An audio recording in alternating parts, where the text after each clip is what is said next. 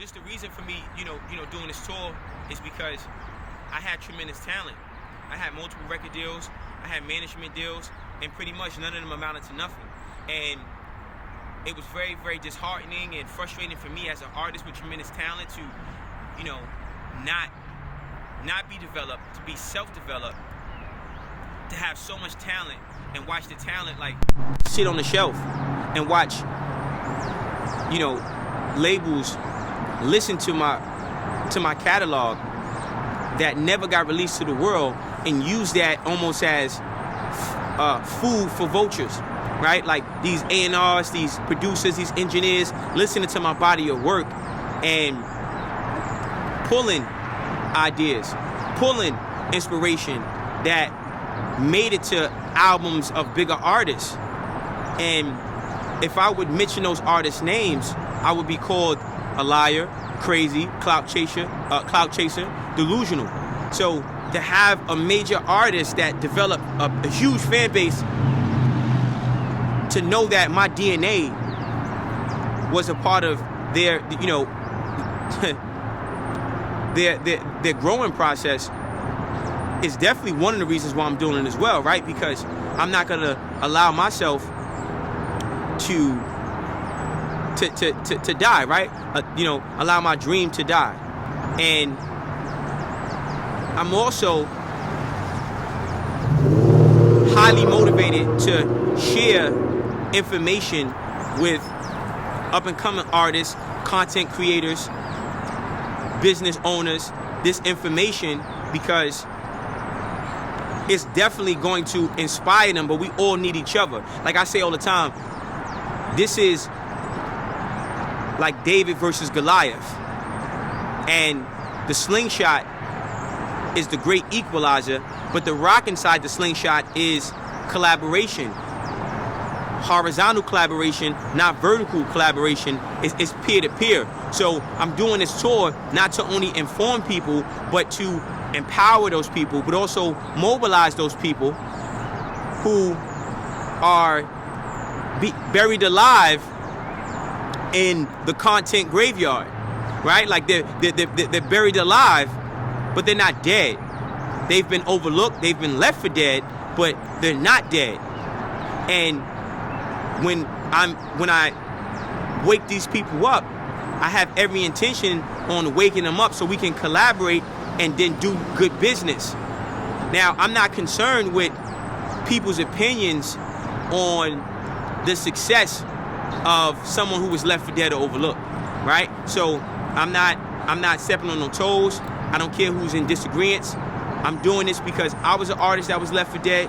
I was an artist who was overlooked. I was an artist who maintained integrity, refused to sell their soul. I didn't want to compromise, and because of that, doors were closed. Doors that I thought I couldn't build with my own hands. And when I learned over time that I could build my own opportunity, which I did, I can acquire nice things for myself, which I did, right? A lot of people talked about, the Maserati and, cars being rented. Well, it's been over a year since we made the first video with the Maserati. That's a long goddamn rental to have, right? And I'm not trying to stunt. I'm just trying to say, like, it felt really good to have foreign cars without compromising my integrity, my morals, my principles, and my values.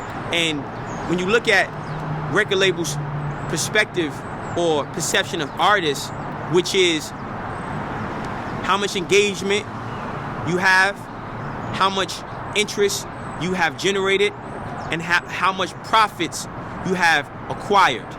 This is how labels look at artists and how they view artists.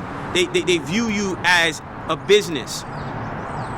And they can only have an interest in doing business with you if you already have a viable business on your own.